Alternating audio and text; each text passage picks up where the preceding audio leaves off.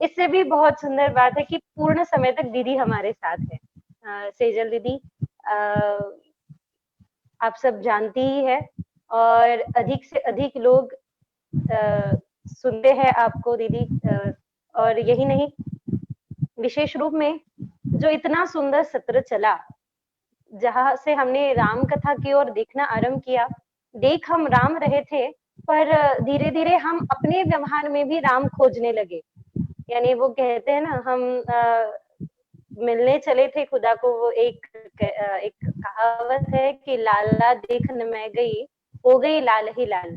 कि जब हम भगवान को मिलने के लिए चलते हैं तो भगवत में हो जाते हैं। गुरुजी भी अक्सर कहते हैं कि दैवी पूजा तभी संपन्न है जब वो दैवी तत्व हम धारण करें। इसके पिछले सत्र में हमारी इस विषय पे थोड़ी सी बात भी हुई थी कि दीदी ने कहा था कि हमने कितनी बार देखा है कि रुद्र पूजा में पहले अपनी खुद की पूजा, यानी हम दिव्यत्व में उतरे और उसके बाद दिव्यत्व की पूजा करें। तो ऐसे पिछले सत्र का छोटा सा एक हम उसकी ओर देख लेते हैं, पुनरावलोकन कर लेते हैं, आवर्तन कर लेते हैं। वो इसीलिए कि वहां से हम आगे बढ़ सके, आगे चल सके। दीदी, कुछ प्रश्न भी आए थे, बहुत सुंदर सुंदर प्रश्न थे। जी जैसे कुछ लोगों ने पूछा कि आपसे जब सुनते हैं दीदी, राम कथा तो बहुत बार सुनी है, पर उस कथाओं को देखने का ये भी एक नजरिया हो सकता है, ये भी एक पहलू हो सकता है। वो इस संवाद से आगे आया। तो ऐसे कथाओं को देखने का हमारा नजरिया कैसे बनाया जाए, या फिर हम कैसे खोजे उन मूल्यों को, उन गुणों को, उन तत्वों को इन कथाओं में, जो अपने जीवन के लिए उपयोगी हो सकते हैं। तो पहले इस प्रश्न से आरंभ करते हैं, फिर आगे हम पिछले इसका सत्र का थोड़ा जी सा उसको देखकर फिर आगे बढ़ेंगे। उसके पहले जरूर। आपसे प्रश्न है दीदी कि जी कैसे देखें इन मूल्यों को, अपने जीवन में से जीवन के लिए कैसे उठाए, कैसे चुने। हम्म। तो ये मेरे लिए भी बहुत ही सच में हर्ष का एक समय होता है जब मैं आपसे रूबरू होके, वैभवी श्री जी, कुछ हम लोग ये जो भी संवाद करते हैं, मुझे अक्सर समय का पता ही नहीं चलता है क्योंकि आपकी वाणी बहुत मधुर लगती है।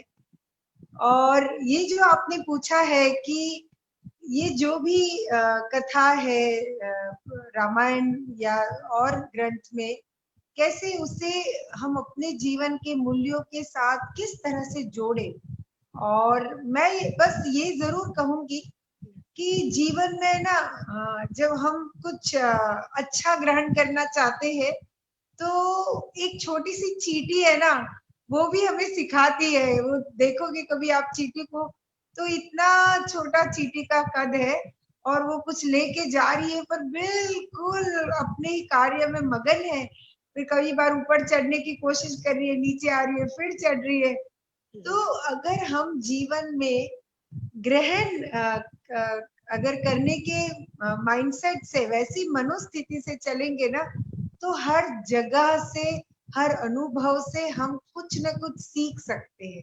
मैं अक्सर कहती हूँ जीवन में गुणग्राही बने। तो गुणग्राही जब बनते हैं, अब फिर हम कथा का श्रवण करते हैं, सुनते हैं, फिर वो एक एक पात्र को अपनी समझ से जब समझते हैं कि क्या ये केवल कथा थी, कोई वार्ता थी, या इसमें कुछ जीवन के गूढ़ रहस्य छिपे हैं, तो दिखने लगते, वो उजागर हो जाते।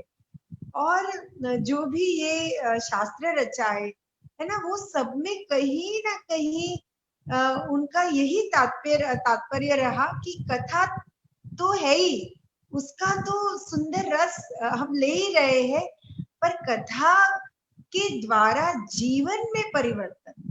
आज आपके जैसे कितने ही कथावाचक हैं, वो सबका यही प्रयत्न रहता है कि कथा के द्वारा जीवन के मूल्यों को उजागर करना, उसमें अपने अंदर पात्रों को जीवंत करना कि मैं क्या करूं जिससे मेरे अंदर ये गुण आ जाए, वो ईश्वरीय गुण आ जाए। तो ईश्वर का नाम लेते लेते खुद हमारे अंदर वो ईश्वरीय गुण झलकने लगते हैं। वही नाम लेना मुझे लगता है सार्थक हो जाता है।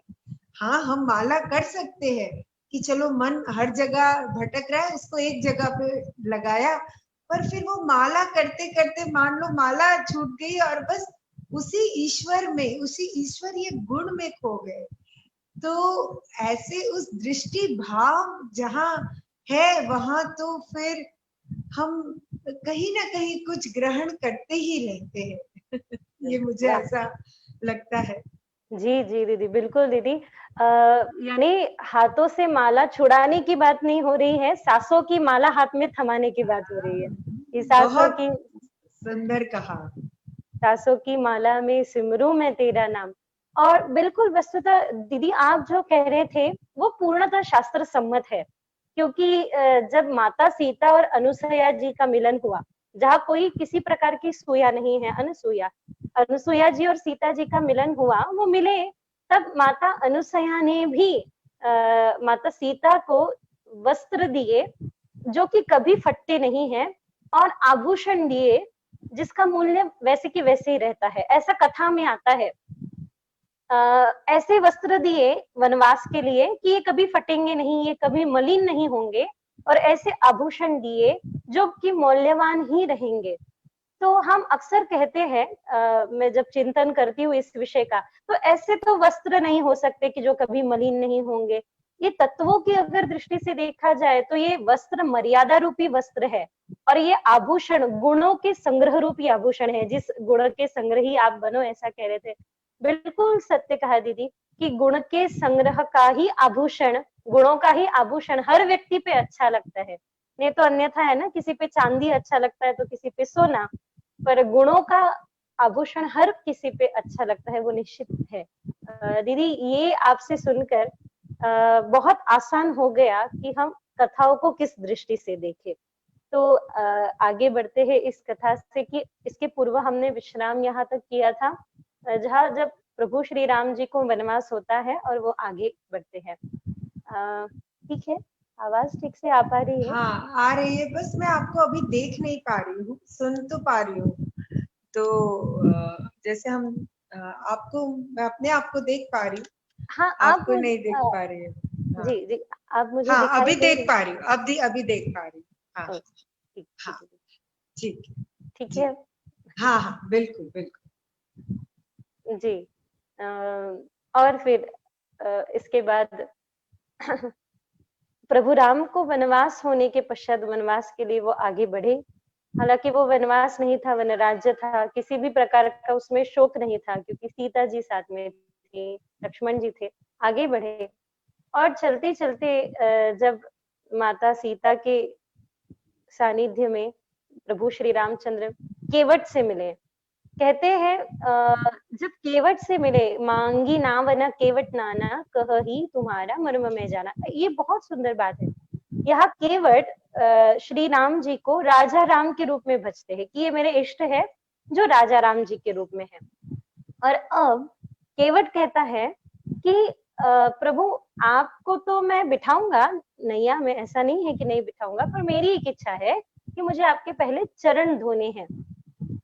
तो यहाँ केवट गुरु के रूप में कार्य कर रहा है, जहाँ एक शिष्य बने हैं राम, गुरु बने हैं केवट, और केवट कहते हैं कि मुझे आपके चरण धोने हैं। तो अक्सर ऐसा है ना कि हम तो केवल गुरु पूर्णिमा के ही दिन गुरुदेव के या फिर हमारे इष्ट के, हमारे गुरु के चरण धो सकते हैं। ऐसा कई जगह परंपरा है कि केवल एक ही दिन आप गुरु के चरणों को धो सकते हो। तो अन्य दिवस तो वो हमारा आचरण धोते रहते हैं। हम एक दिन उनके चरण को धोकर अपनी कृतज्ञता व्यक्त भले कर ले, पर अन्य दिनों तक वो हमारा आचरण धोते रहते हैं। तो एक समर्थ गुरु का जो केवट ने यहाँ पात्र निभाया है, एक और योग्य शिष्य का। हो सकता था कि राम कह देते कि चरण धोने हैं तो ठीक है, कोई बात नहीं, धुला लो, पर आज केवट कुछ भी कर सकता है। यानी केवट ने अगर कहा ना 100 डुबकियां लगा लो गंगा जी में, तो वो भी राम करने के लिए तैयार है। तो आपसे मैंने सुना, कल बहुत सुंदर आपके साथ चर्चा सत्र हो रहा था दीदी, आपके पेज से जो कृष्ण चरित्र, उसमें आपने एक जगह कहा कि भगवान को हम माया से नहीं बांध सकते, ममत्व से या अहंकार से नहीं बांध सकते, हम प्रभु को प्रेम से बांध सकते हैं। तो ये केवट ने श्री राम जी को तो प्रेम से ही बांधा था। उसके लिए और थोड़ा सा आप क्या कहना चाहेंगे दीदी?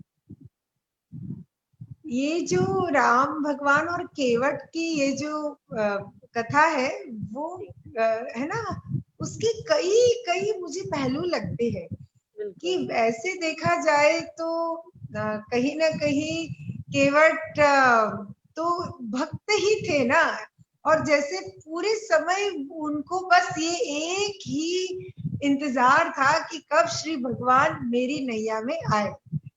और जब वो घड़ी आ जाती है, अब केवट ने कहा कि मैं आज तो आपको मैं पार करा रहा हूं, पर बाकी के सारे मेरे भव जितने भी जन्म होते आप ही मुझे पार कराते आए और कराते रहना।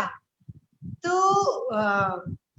केवट चाहे कुछ समय के लिए वो ऐसा कह रहे कि अभी मैं आपको लेके जा रहा हूं, पर फिर भी उनके अंदर वही समर्पण भाव है कि ये मेरे श्री राम है, ये मेरे इष्ट है, और मुझे ये सौभाग्य मिला है उनको पार कराने का। तो जीवन में हमें भी ईश्वर का कुछ कार्य करने का, उनका काम करने का मौका मिलता है। मैं अपने जीवन में देखूं तो कई बार लोग पूछते हैं कि ये आप क्या काम करते हो, तो मैं हंस के कहती हूँ मैं तो उसकी नौकरी कर रही हूँ, सीधा उस ईश्वर की नौकरी कर रहे हैं। मतलब नौकरी यानी उन्हीं का काम कर रहे हैं। हाँ, तो उन्हीं के लिए, उन्हीं के द्वारा, बस उन्हीं का काम कर रहे हैं। और कभी कभी वो काम करने में कुछ ऐसे क्षण मिल जाते हैं जब जब हमें उनके लिए कुछ करने का मौका मिलता है सीधा, कि जैसे चलो गुरुदेव भोजन कर रहे हैं तो उनको परोस रहे हैं या उनके लिए भोजन बना रहे हैं, तो वो सारे पल और विशेष हो जाते हैं कि वैसे देखो तो वही है जो सब कर रहे हैं, लेकिन कुछ समय ऐसा लग रहा है कि आज मैंने उनके लिए कुछ किया। हाँ, तो वो भी हमें भक्ति में कई बार एहसास होता है कि शायद जो इष्ट है वो तुम्हें अपने से भी ऊपर कई बार बिठाते हैं, और अपना हाथ अपने है ना हमें देते हैं कि अब तुम मुझे आगे ले जाओ।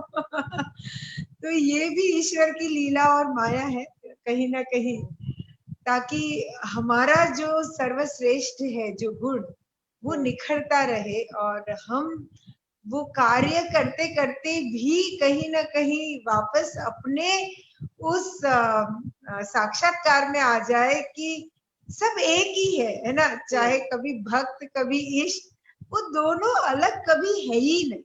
तो चाहे कभी कोई ये पात्र कर रहा है वो कर रहा है, पर दोनों मुझे लग रहा है कभी अलग है ही नहीं, हो ही नहीं सकते हैं। जैसे मैं कह रही थी कि किसी ने एक बार सत्संग में गुरुदेव को कहा कि मुझे आप जैसा बनना है, तो उन्होंने कहा मेरे जैसा क्यों, तू मेरा बन जा। तो मेरे जैसा नहीं मेरा बन जा, मतलब वो अलग नहीं है। और हमेशा कहते हैं ना कि उस ईश्वर को जानना है तो खुद को जानो। तो चाहे जो भी पात्र कहो, पर कहीं ना कहीं सब एक है ना। भक्ति वही है जहां मैं रहा ही नहीं, तो मैं नहीं रहा तो तू ही तू है। जैसे कबीर जी कहते है ना कि जब तू है तो मैं नाही, जब मैं हूं तो तू नाही। तो वही है कि हरि जहां है तब तो मैं हुई नहीं, और वो हरि हम कई बार ढूंढते हैं कोई रूप में, वो तो है ही रूप में, जो सब जगह पे है वो रूप में भी है, सर्वव्यापी है। पर तो फिर वो तुम में भी है, मुझ में भी है, हर एक में है। तो अपने अंदर के उस इश्क को जब हम अनुभव करते हैं, तो फिर कहीं ना कहीं सब में वो नजर आने लगते हैं, है ना। आप बताओ, इसके आपके अपने विचार भी मुझे जानने, इस प्रसंग के लिए कुछ हो तो बिल्कुल बताइए। दीदी, ये लाइव चर्चा और सत्र जो चल रहा है वो सही में सबके लिए बहुत प्रेरणादायक है। सुनने वाले जो है आप भी जुड़ सकते हैं, प्रश्न पूछ सकते हैं, आपको कुछ पूछना हो तो आप कमेंट बॉक्स में लिखिए, ताकि आज तो हम विजय रथ तक पहुंच जाएंगे, यानी हम पहुंच जाएंगे कि जहाँ प्रभु श्री राम अहंकार रूपी रावण का मर्दन करते हैं, वहां तक तो कथा पूर्ण हो जाएगी। पर निवेदन है कि जो सुन रहे हैं इस कथा के दौरान, इन 3 सत्रों के दौरान आपको जो भी प्रश्न उठे हैं आप बिल्कुल पूछ सकते हैं, बिल्कुल पूछ सकते हैं। जी दीदी, आपने जो कहा ये भी एक नजरिया, जैसे आपने कहा इतने सारे पहलू है इस कथा की ओर देखने के। बिल्कुल सुनते सुनते ऐसा लगा कि भगवान हमारे साथ एक खेल खेल रहे हैं। वो खेल ऐसा है कि वो छिपे हैं और उन्होंने हमें प्रकट किया है। कभी कभी होता है ना, कर्ता भाव आ जाता है कि मैं कर रहा हूँ, जैसे आपने कहा करवाने वाले भी वही होते हैं, उनके लिए भी कराने वाले वही होते हैं। तो कभी कभी ऐसा होता है कि मैं कर रहा हूँ तो कब होता है कि जब वो खेल खेल रहे हैं और वो छुप जाते हैं तो हमें प्रकट करते हैं। तो इसीलिए हम कहते हैं कि चलो हम भी एक खेल खेलते हैं कि हम छुप जाए और हमारे कर्मों में वो प्रकट हो जाए। और वही शायद केवट के साथ हुआ होगा कि हर एक की अपनी एक इच्छा होती है कि उनके इष्ट उनके द्वार तक आए, उन तक पहुंचे, उनके घर तक आए, नहीं तो कम से कम हम उनकी सेवा के लिए कुछ काम आ सके।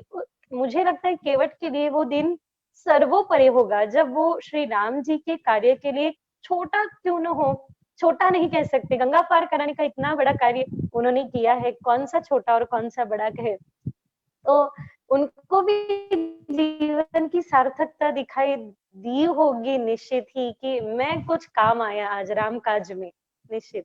और फिर जब भगवान पहुंचे तट पर, उसके पश्चात सबसे मिलते हुए, जैसे हमने इसके पूर्व सत्र में कहा कि उन्होंने बड़े राजा महाराजाओं को इकट्ठा नहीं किया, गरीब जो वंचित है, जो बिछड़े हुए हैं, जिनके पास कोई सुविधा नहीं है, ऐसे लोगों को इकट्ठा किया। अब वे चित्रकूट में पहुंचे और यहाँ से कहते हैं भरत जी निकले। जब भरत जी को पता चला, भरत कैकया प्रदेश से वापस आए कि प्रभु श्री राम को वनवास हुआ है, फिर अपने पिता का अंतिम संस्कार कराया, ये सब घटना हुई।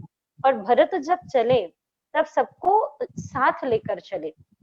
अब यहाँ एक ऐसे आया है दीदी कि 3 प्रकार से ये भक्ति राम के पथ पर हर कोई चलता है। तो माताएं जो थी, जो बुजुर्ग थे अयोध्या के, सब अयोध्या वासियों को लेकर भरत जी चले। तो अयोध्या वासियों में जो बुजुर्ग है उनके लिए पालकी सजाई गई, जो नौजवान है, मित्र है, उनके लिए अश्व, और बाकी सब जनता पैदल पैदल चली है। तो अब ये 3 मार्ग बताए गए हैं ना, एक है कर्म मार्ग, योग मार्ग और भक्ति मार्ग यानी भाव मार्ग। तो जो चल रहे हैं वो भक्ति मार्ग से है, जो अश्व पे है वो कर्म मार्ग से है, जो पालकी में बैठे वो योग मार्ग से चल रहे हैं। तो अब इन तीनों में पतन तो नहीं बोल सकते उसको, पर अक्सर ऐसे हो जाता है ना कि थोड़ा सा भ्रम हो जाता है। तो योग मार्ग में भ्रम बताया है कि जो नहीं है उसको सत्य समझ बैठना, और कर्म मार्ग का पतन है कि मैं करता हूँ ये समझ लेना। भक्ति मार्ग में पतन तो नहीं है, पर ऐसा हो जाता है नाच रहे थे भगवान के लिए, लोगों ने देखना आरंभ कर दिया तो लोगों के लिए नाचना शुरू हो गया, यानी पाखंड, ये भक्ति मार्ग में थोड़ा सा बाधा बनता है। तो ये तीनों मार्गों में जो ये बाधा बनने वाले पड़ाव है, उसको कोई एक साधक कैसे पार करे और आगे चले। ये बहुत ही सच में ही महत्वपूर्ण प्रश्न आपने किया है, और हम दोनों ही इसमें अपने अनुभव से कुछ कहेंगे। मुझे ये लगता है कि जैसे जो योग सूत्र है उसमें भी कहीं ना कहीं ये बताया है कि साधक के मार्ग पे कुछ कुछ बाधाएं आ सकती है। हाँ, कि कभी कभी जैसे भ्रांति दर्शन, मतलब ये योग माया जिसको कहते हैं, तो कैसे उसको पार करें। तो ये होता है कभी कभी, है ना, कुछ आप करने लगते हो तो ये लग सकता है कि मेरे करने से हो रहा है। तो और बिल्कुल फिर हम अपने मन में जो सोचते हैं ना, हमारा मन भी वैसे वैसे प्रूफ हमारे सामने पैदा कर देता है ऐसे प्रमाण, तो हमें और विश्वास अपने पे बढ़ता जाता है कि ये तो मेरे करने से हो रहा है, मेरे करने से हो रहा है। और फिर ये इतना फाइन लाइन है कि फिर उस सत्ता पे हमारा विश्वास कम हो जाता है, खुद में हमारा विश्वास बड़ा हो जाता है। तो अब ये है कि अगर पूरी तरह हॉलो एंड एम्प्टी नहीं है, मतलब पूरी तरह खाली नहीं है ना, और फिर इस भ्रम में आ गए कि मैंने किया, मैं कर रहा हूँ, मैं कर रहा हूँ, तो और ये औरों का छोड़ दो, लेकिन इस वजह से ये भाव, ये कहीं ना कहीं भ्रांति, भ्रम तुम्हें ज्यादा चोट पहुंचाएगा जीवन में, क्योंकि तुम कर्म का बंधन बढ़ा रहे हो ना। एक तो है मैं उसके लिए कर रहा हूं, तो तुम्हें कोई कर्म का बंधन लग ही नहीं रहा है, क्योंकि तुम उसकी सेवा कर रहे हो, उसके लिए कर रहे हो, तुमको माध्यम बनाया, तुम कर रहे हो। पर अब मैं कर रहा हूं, मैं कर रहा हूं, उसमें ये कहीं ना कहीं तुम वो कर्म बांध रहे हो कि मैंने किया, मैंने किया, और वो कहीं ना कहीं तुम्हारा जो एक मुक्ति का रास्ता है, उसमें ये कर्ता भाव, कर्तापन तुम्हें पीछे लेके जा सकता है। जो जीवन का लक्ष्य है मुक्ति, मोक्ष, तो ये बंधन है मन का कि मैंने किया, मैंने किया, फिर होता क्या है, मैंने किया, फिर अब लोगों ने उसको सराहना नहीं किया, या फिर दुख भी होता है, मैंने इतना किया पर मुझे उतना कोई सम्मान नहीं मिला, फल नहीं मिला, रिकॉग्नाइजेशन नहीं मिला। तो फिर अब हम कर्म जो कर रहे थे उसकी जगह पे हमारे लिए ये सब चीजें ज्यादा महत्व की हो गई, पोजीशन, पद, प्रतिष्ठा, मान, सम्मान।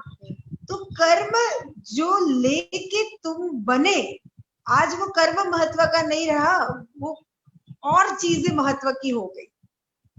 तो इसलिए बस जब ये सजगता में आ गया कि ये तो मेरे अंदर कुछ कर्तापन आ रहा है, तो तुम बस प्रार्थना करो कि मेरे में आ गया है, लेकिन तुम बस मुझे इससे मुक्त करो। आप प्रार्थना करते करते ही कहीं ना कहीं वो नैष्कर्म्य भाव में चले जाते हो। प्रार्थना मतलब क्या, जैसे ही प्रार्थना शुरू किया छूट गया।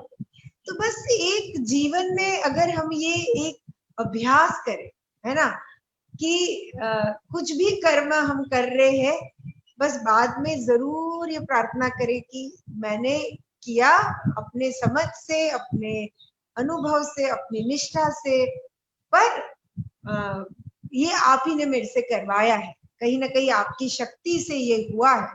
हाँ, तो एक तो ये समर्पण हमें इस बाधा, ये जो भ्रम हो जाता है, इससे मुक्त करा सकता है। दूसरा, जीवन में हमेशा मुझे ऐसा लगता है गुरु का होना आवश्यक है, मेंटर का होना आवश्यक है, क्योंकि कभी कभी तुम कर्ता भाव में पड़ जाते हो, तुम्हारे कान पकड़ के तुम्हें वापस ले आते कि भाई जरा जमीन पे आ जाओ है ना। कहते हैं अक्सर गुरु जो बहुत ऊपर है उसको थोड़ा नीचे लाते, नीचे उसको ऊपर उठाते।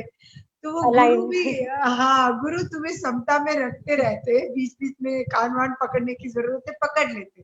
इसलिए कोई भी आप फील्ड में हो ना, एक व्यक्ति आपके जीवन में ऐसा होना चाहिए जिसका तुम पे अधिकार हो, जो तुम्हारे कान भी पकड़ सकता है ना।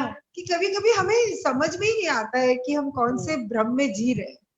और दूसरा जो कहा कि भक्ति में, उसमें भी कहीं ना कहीं वही है कि है ना, भक्ति का भी कई बार अहंकार हो सकता है कि मेरे जैसा कोई भक्त है ही नहीं हाँ, पर वो तुम्हारी भक्ति को प्रसाद मान, है ना, कि मुझे ये आशीर्वाद मिला। क्योंकि मैं देखती हूँ जब अपने जीवन में आसपास सबको भक्ति का भी ये आशीर्वाद कई बार लगता है, अभी तक उनको ये रियलाइज नहीं हुआ है कि मुझ में भी भक्ति है। तो कभी कभी वो अहंकार बड़ा लगता है, और ऐसा लगता है भक्ति यानी किसी और को बड़ा मानना, और वो उनका अहंकार उन्हें मानने नहीं देता है किसी और को बड़ा, और वो जीवन में उस रस से वंचित रह जाते हैं। भक्ति में जो रस है ना, जो एक सहजता है, भोलापन है, मस्ती है, उससे वो वंचित रह जाते हैं। अकड़पन जहाँ है तो वो वंचित हो जाते हैं, और जीवन में ये रस के बिना कुछ अधूरा है ना। ज्ञान एक तो फिर ज्ञान का हो जाता है कि बहुत ज्ञान है, बहुत ज्ञान है, पर मुझे ऐसा लगता है कि कहते हैं कि ये जितने ग्रंथ शास्त्र है ना, वो भी कहते हैं कि जितना है उसका भी एक मुट्ठी इतना वेद व्यास जी मतलब ले पाए। तो उन्होंने भी कहा कि खूब है, अनंत है, उसका ये इतना सा लिया तो भी इतना है कि जन्मों के जन्म अध्ययन करे तो भी शायद पूरा नहीं होगा। तो हम जो जानते हैं वो मुझे लगता है सागर में बूंद जितना ही जानते हैं, तो उसका तो क्या ही हम अहंकार करें या क्या ही उसमें भ्रम में रहे कि मैं बहुत जानता हूँ या मैं बहुत ज्ञानी हूँ। क्योंकि सच्चा ज्ञान वही है जो तुम्हें नम्र बनाता है। जो तुम्हारे अंदर विनम्रता न लाए वो ज्ञान शायद सिर्फ इंफॉर्मेशन, आप फिलॉसफी जानते हो लेकिन शायद अभी वो पकड़ छूटी नहीं है ना, वो अभी स्टिफनेस तुम्हारे अंदर से अभी गई नहीं है, यानी ज्ञान अभी बुद्धि के स्तर पे है, पर शायद तुम्हारे चरित्र में, कैरेक्टर में अभी और झलकना, अभी स्कोप है, मतलब और झलक सकता है। इसलिए विनम्रता के अपने इस गहने को कभी नहीं छोड़ना। श्री राम प्रभु भी कितने मर्यादा पुरुषोत्तम जिनको कहा कि जो सब कुछ जानते हुए भी, है ना, फिर भी एक एक को उन्होंने बड़ा किया, एक एक को समय समय पे आगे किया, स्थान दिया। तो फिर हम क्यों नहीं ऐसा कर सकते, हम भी ये कर सकते हैं। उन्होंने एक एक को इतिहास में नाम लिखने के लिए या अपना नाम रहने के लिए हर एक को एक एक जिम्मेदारी दे दी। कभी समय पड़ा तो जैसे एक प्रश्न एक व्यक्ति ने पूछा था इस दौरान, इन 3 सत्र के दौरान, कि ऐसा क्यों कि 14 कला से युक्त राम जी है और 16 कला से युक्त हनुमान जी है। तो अक्सर गुरुदेव कहते हैं ना कि अगर आपको रेलवे स्टेशन पे किसी आपकी बैग किसी को थमाना हो, देना हो, आपका बोझा उठाने के लिए आप अपने से दुबला पतला तो व्यक्ति नहीं देखेंगे, अपने से हट्टा कट्टा ही देखेंगे। और बिल्कुल राम जी ने हर एक पे वो जिम्मेदारी दी। और मेरा भी अनुभव यही है, जैसा आपने कहा कि ये 3 मार्ग में हो सकता है पतन कभी हो जाए तो कान खींचने वाले या फिर गुरु परंपरा की निश्चित ही आवश्यकता है। वो इसीलिए है कि भाव पूर्णा कहीं भी हो जाती है। कुछ अच्छा देख लिया, कोई मार्ग हमें पसंद आ गया, किस मार्ग पे हमने देखा, तो भाव स्फुरना तो हो जाती है, पर भाव स्थैर्य बिना गुरु कृपा से संभव नहीं। तो चाहे योग मार्ग में हो, चाहे कर्म मार्ग में हो, या फिर भक्ति मार्ग में, वास्तविक देखा जाए तो प्रेम पूर्वक भक्ति मार्ग पे किए हुए कर्म ही हमें योग ज्ञान मार्ग की ओर ले जाते हैं। पर इन तीनों मार्ग में निश्चित ही भाव स्फुरना भली हो जाए, पर भाव स्थैर्य गुरु कृपा से ही है। और इसके बाद जब आगे मिलना हुआ भरत जी का और प्रभु श्री राम जी का, तब एक मुझे ये स्थान, और मुझे वैसे भी पहले से ही भरत जी तो मेरा सबसे प्रिय पात्र है, पहले से ही है। महाभारत में भीष्म जी का पात्र प्रिय है, कृष्ण भागवत में गोपिकाओं का, वैसे रामचरितमानस में भरत जी का, क्योंकि उनकी जीवन की ओर देखे तो वास्तविक त्याग पता चलता है। और वो वैराग्य की इतनी अद्भुत व्याख्या है भरत जी। भरत जी दूसरे भजन है। जैसे शरीर का पोषण भोजन से होता है, वैसे आत्मा का पोषण भजन से होता है। और भरत उस भजन के स्वयं प्रतीक है। पर एक विशेष है कि बंधु है, भाई है।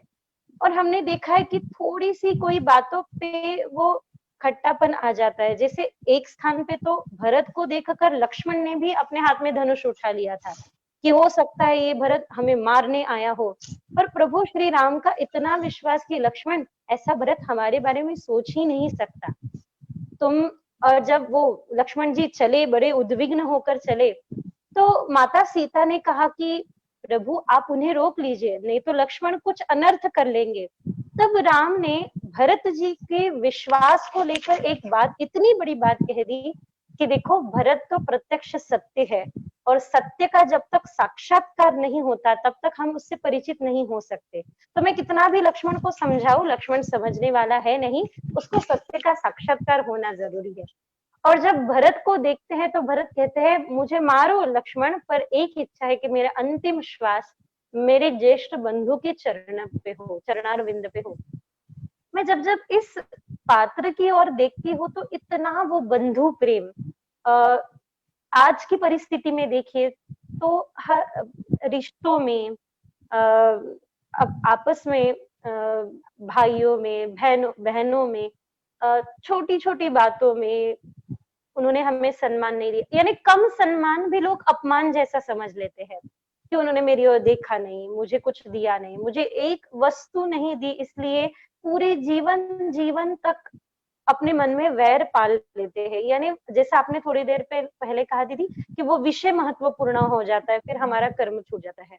और वैसे ही हो जाता है कि फिर वो लोभ, वो मोह, वो वस्तु बड़ी महत्वपूर्ण रह जाती है, और फिर वो प्रेम सौहार्द छूट जाता है। तो इन छोटे छोटे रिश्तों को कैसे, इन रिश्तों में मिठास बनाए रखे अब के इस सिचुएशन में।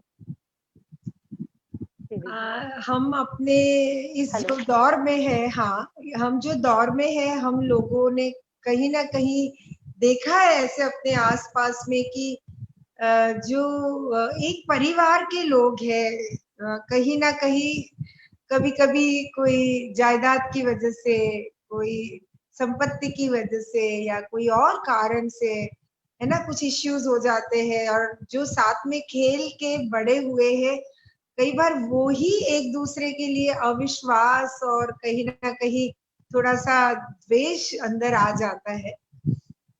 पर मुझे ये लगता है कि ये जो रिश्ते हैं ना, हमारे नफरत से भी वो रिश्ते मिटते नहीं है। जो खून के रिश्ते हैं या परिवार के जो रिश्ते हैं, वो मिटाने से भी मिटते नहीं है।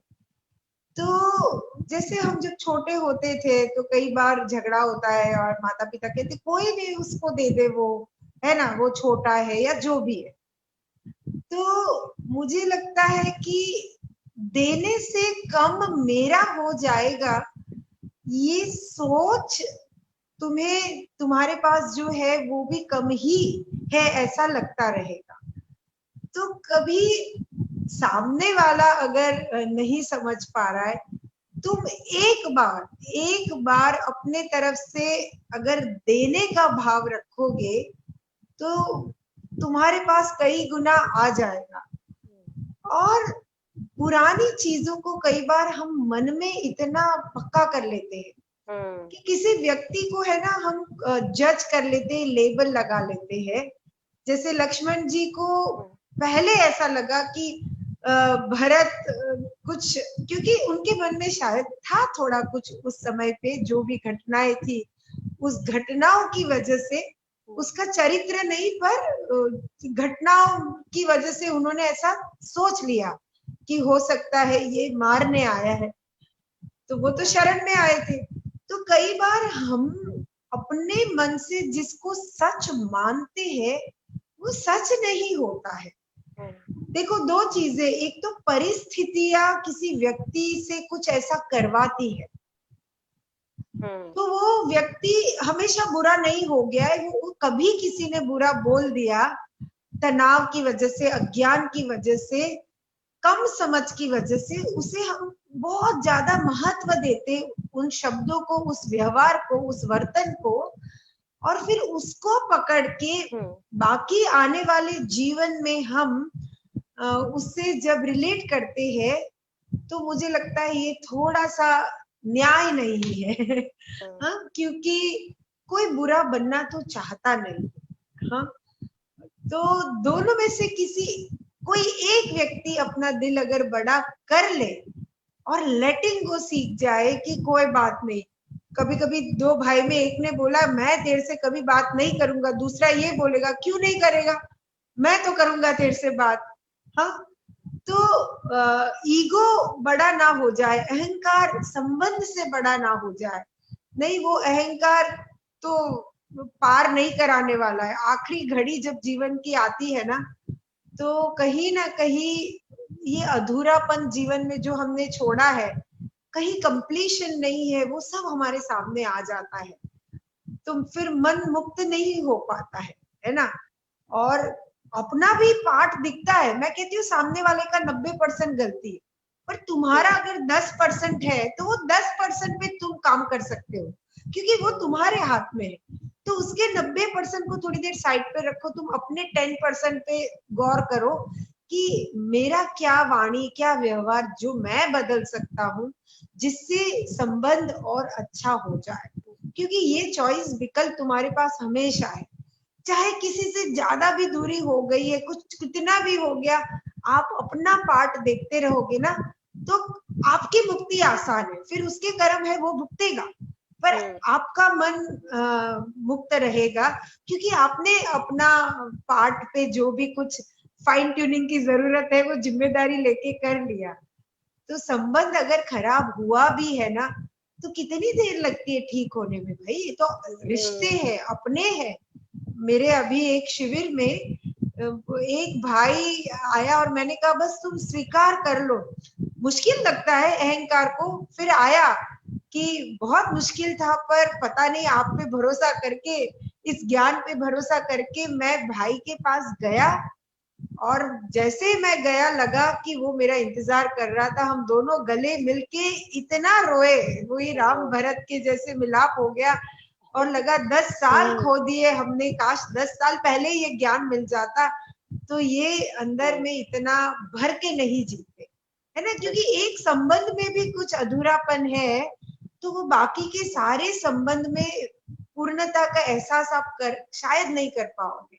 इसलिए जीवन में संबंधों को बिगड़े भी है तो सुधारा जा सकता है। बस वो अहंकार को थोड़ा साइड पे रखो, अपना हाथ पहले लंबा कर दो, फिर सामने वाला करे तो बढ़िया, नहीं तो जय राम जी की। वाह वाह, जी दीदी। और हमने अपने आंखों से देखा इस ज्ञान के द्वारा, कथाओं में जो वास्तविक अगर श्रद्धा हो, तो 10-10, 12-12 साल से दूर हुए हुए कितने सारे लोग एक साथ इकट्ठा आते हैं, गले मिलते हैं और सौहार्द से जीते हैं। दीदी, माधवी जी की ओर से एक प्रतिक्रिया आई है कि हम बहुत कृतज्ञ हैं, ऐसे ही सेशन होते रहे और लॉकडाउन के बाद भी ऐसा सत्र होता रहे, बहुत अच्छा लगता है। मैं और तो एक तैयार प्रश्न हूँ, है दीदी मैं तो तैयार हूँ। जी दीदी, इसी से रिलेटेड जिस चर्चा पे हम कर रहे थे, चर्चा हमसे हो रही थी इसके पहले, दीपिका जी से एक प्रश्न है कि ऑफिस में अगर कोई हमारे साथ गलत व्यवहार करता है, उनकी वाणी हमारे लिए ठीक नहीं है, तो उनके साथ कैसा व्यवहार करें? क्योंकि ये सही में वास्तविक देखा जाए तो अभी सबके लिए, जीवन के लिए बहुत ही महत्वपूर्ण कुछ प्रश्न है जो पूछ रहे हैं, और आप बिल्कुल पूछ सकते हैं। अगर और भी एक सत्र लेना पड़े इस समय में, भले हम प्रश्न उत्तर के द्वारा इस सत्र को पूर्ण करें तो भी चलेगा, कोई दिक्कत नहीं, आप चिंता मत करिए। एक सत्र और हम फिर से कथा का जोड़ देंगे, पर आपको प्रश्न पूछना है, आप बिल्कुल पूछिए। वही तो है कथा जो व्यथा को मिटाती है, और व्यथा ही ना मिटे तो कथा किस काम की। तो आप अपनी व्यथाओं को बिल्कुल लिखिए, मैं रिक्वेस्ट करती हूँ आप लिखिए। और एक प्रश्न है दीदी, पर इसके पहले हम इस प्रश्न को देख लेते हैं जो दीपिका जी ने पूछा है कि अगर कोई असभ्य व्यवहार करता है या तो बोलना। जी दीदी, जी। हाँ जी, पता है हम कई बार ये हमें अंदर से लगता है कि जहां मैं कार्य करता हूँ, घर में या फिर ऑफिस में, सब अच्छे से वर्तन करे, बिहेव करे। हाँ, तो ये आप देखोगे ना, तो यहाँ तरह तरह के लोग हैं, और जितना आप उनके बिहेवियर को ज्यादा महत्व दोगे, उनके बर्ताव को जितना ज्यादा महत्व दोगे, और जितना उसे सच मानोगे, है ना, कि वो सच में ऐसा मुझे कहना चाह रहे हैं और मुझे चोट पहुंचाना चाह रहे, तो उतना ही आप चोट खाते रहो। तो कई बार क्या है, एक चीज सीख लो, इग्नोर करो, है ना। कोई आपके सामने ऐसा कुछ करते रहते हैं, तो आप जैसे ही वो ऐसा बिहेव करते, आप ये सोचो उस वक्त, थोड़ी उसको कल्पना चेंज कर दो अपने मन में, ऐसा सोचो कोई कॉमेडी है व्यक्ति, जैसे हम कई शो देखते हैं कॉमेडी, है ना, उसका कोई पात्र है, वो बोल रहा है और वही उसी वैसे ही सुनो उसको। तो जैसे ही वो कुछ बोल रहा है, पर आप बाहर से तो हंस नहीं सकते हो ऑफिस में, लेकिन आपको अंदर से कुछ बड़ी बात नहीं लग रही, आपको लग रहा है इसका काम है बोलते रहने का, वो कर रहा है, पर मेरा मन है ये मेरी चॉइस है कि उनके व्यवहार से मुझे अफेक्टेड होना है, मुझे दुखी होना है, डिस्टर्ब होना है कि नहीं, ये मेरी चॉइस है। क्योंकि क्या है कि लोग परफेक्ट बिहेव करेंगे, ये आग्रह को आप छोड़ दो। हाँ, यहाँ पे हर व्यक्ति अपनी अपनी समझ से, अपनी अपनी, सबकी फ्रीडम है भाई, सबको ईश्वर ने वाणी दिया है, कोई अच्छा बोलते है, कोई ऐसा भी बोलते है जिससे दूर औरों का मन खराब हो जाए, उसको शायद समझ नहीं है, लेकिन आप बस इस समझ को लेके चलो। जैसे मैंने कहा, दो बातें, एक तो जैसे ही वो कुछ करता है, आप उसको दूसरा अपने मन में ऐसे सोचो कि कोई कोई कॉमेडी पात्र है, वो अभी बोल रहा है, कार्टून कोई है ना, तो वो quack quack quack quack quack quack कर रहा है, अब आपको कोई उसका इतना फर्क नहीं पड़ रहा है, और सोचो आपके आसपास एक कवच है, तो वो कवच तक टकरा रहा है, आपको कुछ नहीं हो रहा है ना, तो वो कवच तक वो बातें आ रही है और आप उसे अपने दूर रखो, है ना। उन ऐसी बातें अगर अंदर भी बैठ गई है ना, तो एक बार उसे अपने दूर सुनो, है ना, कि जैसे वो पूरी घटना को भी मूवी के जैसे नहीं देखो, जैसे सीन के जैसे देखो, और फिर वो डिलीट कर दो अपने, अगर बैठ गया है ना किसी की बात, तो मन से ही सोचो, जैसे हम फोन में नहीं डिलीट कर देते, ऐसे वो कुछ कुछ सीन को मन से डिलीट कर दो। तो कोई इतना मुश्किल नहीं है, क्योंकि ऐसे लोग आपको दूसरी जगह पे भी नौकरी करने जाओगे ना, तो कोई और वहां पे ऐसा मिल सकता है। इसलिए जीवन में ये समझ लो, तुम्हारे आसपास एक कवच है, कवच तक टकरा रहे, तुम तक कुछ नहीं पहुंच रहा है, बाकी थोड़ा सा लाइट रहो, है ना, हंसी मजाक अपने अंदर रहो, अपने घर जाके मुस्कुरा लो कि क्या लोग होते हैं दुनिया में, है ना। तो ऐसा जोक जैसा समझो, बहुत सीरियस मत हो जाओ जीवन को लेके, ठीक है ना। मुझे तो ऐसा लगता है, मेरा ऐसा अप्रोच रहता है कि भाई ठीक है, क्या है, चलता रहता है दुनिया में, तरह तरह के लोग हैं, तरह तरह के व्यवहार है, तुम अपना अपना धैर्य रखो और खुश रहो। वाह, बिल्कुल दीदी। और आपसे आपकी ये प्रसन्नता की और आपके स्माइल की राज भी हमें अभी पता चल गया कि कवच तक पहुंच रहा है, मुझ तक कुछ भी नहीं। एक लास्ट प्रश्न ले लेते जी हैं, जी फिर आगे हम सत्र को विश्राम करते हैं, कथा तो आगे बढ़ती रहेगी। मुझे ऐसे लगता है आज भले ही विजय रथ के द्वारा हम रावण का भले ही मर्दन न कर सके, पर हमारे भीतर में जो भी छुपे हुए इधर उधर की चिंता थी, हाँ कष्ट थे, उसका तो हाँ मर्दन हो ही रहा है। एक राजेश जी ने प्रश्न किया है, इसका अर्थ है इन प्रश्नों के द्वारा पता चल रहा है कि लोग कितना ध्यान देकर सुन रहे हैं, समझ रहे जी हैं और जीवन में कहीं अप्लाई करने की भी इच्छा है। तो उनके द्वारा प्रश्न आया है कि ज्ञान मार्ग, भक्ति मार्ग और कर्म मार्ग में सबसे श्रेष्ठ क्या है? देखो, कोई आपको ये पूछे कि हाँ, आपकी आंखें हैं, और फिर आपका कान, आपका हृदय, इसमें से सबसे श्रेष्ठ क्या है, तो अगर हृदय नहीं है तो जीवन नहीं चलेगा, आंखें नहीं है तो सब अंधकार लगेगा, वाणी नहीं है तो आपको लगेगा कहीं जुड़ नहीं पाओगे। हम देखते हैं इस सृष्टि में कभी कभी कुछ लोग थोड़े से ऐसे हैं जिनको शायद ईश्वर देना भूल गए हैं, कुछ कुछ इंद्रियों का। पर मैं अभी ये कहना चाह रही हूँ कि हर एक का अपना स्थान है और एक दूसरे से अलग नहीं है।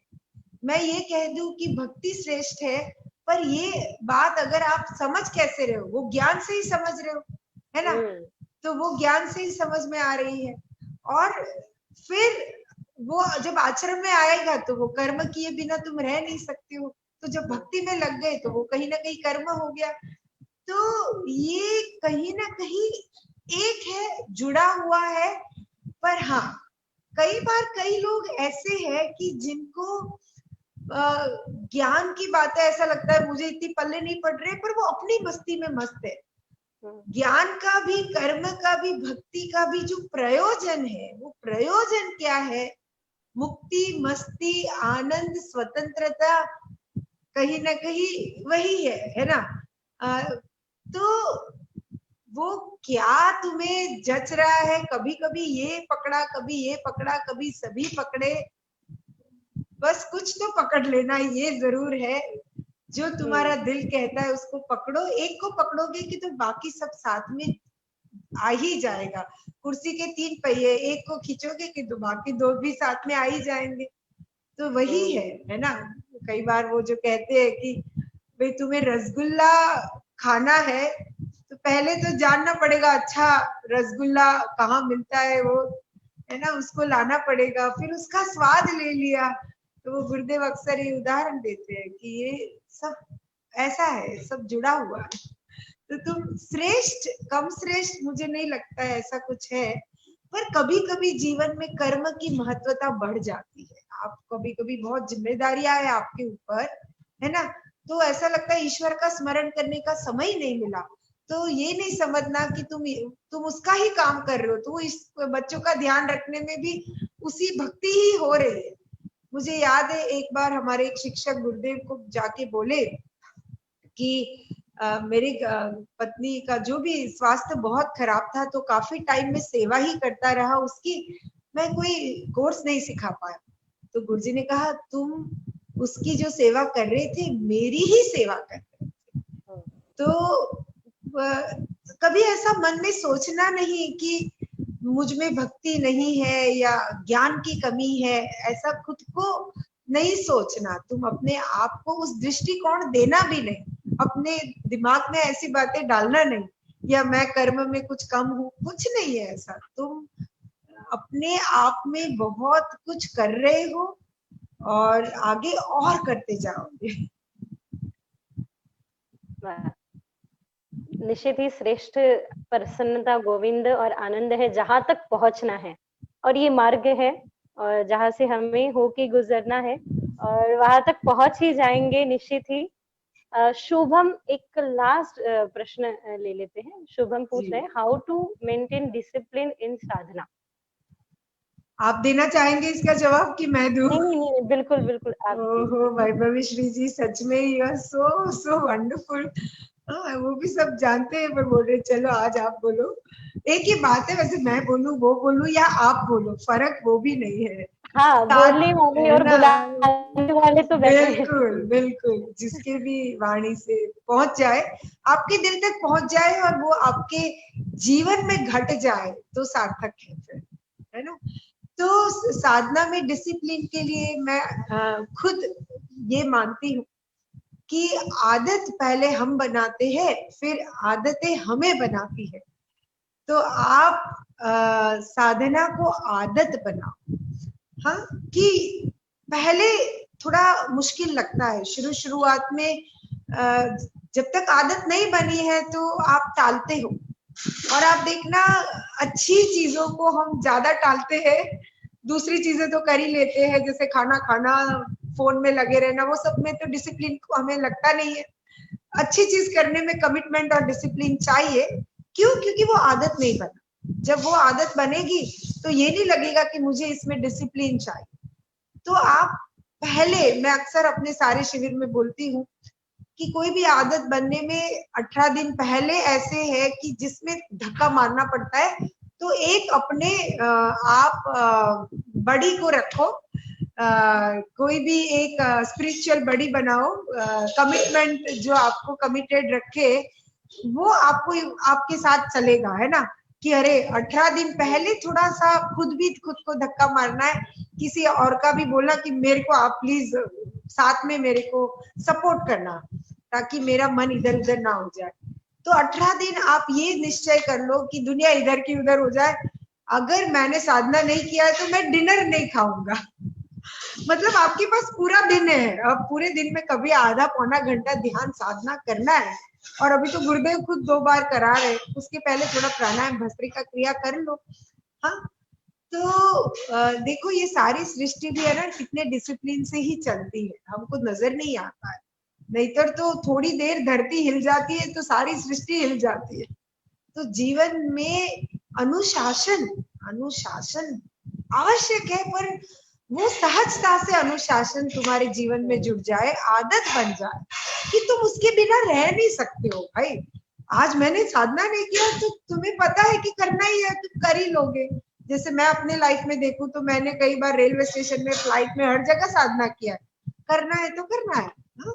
तो आदत बना लो, जैसे रोज ब्रश करते हो साधना कर लो। बस थोड़े दिन 18 दिन पहले वाले ज्यादा निश्चय की जरूरत है। तो यही है। साधना तो जरूरी है।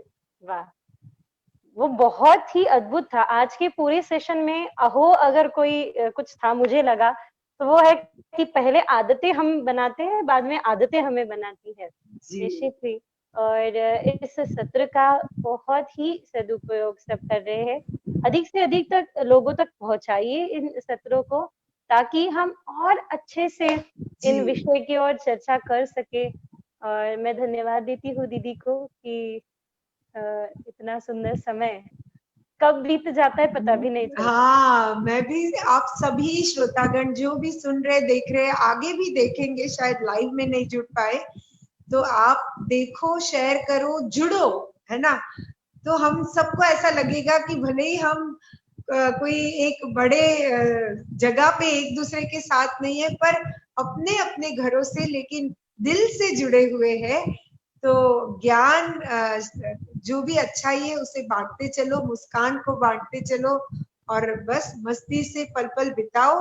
अभी मुझे पता है ये थोड़ा मुश्किल वाला समय है, पर कुछ मुश्किल मन में अगर सोचो तो मुश्किल है, और ना सोचो तो आसान है। सब यहाँ का ही बात है।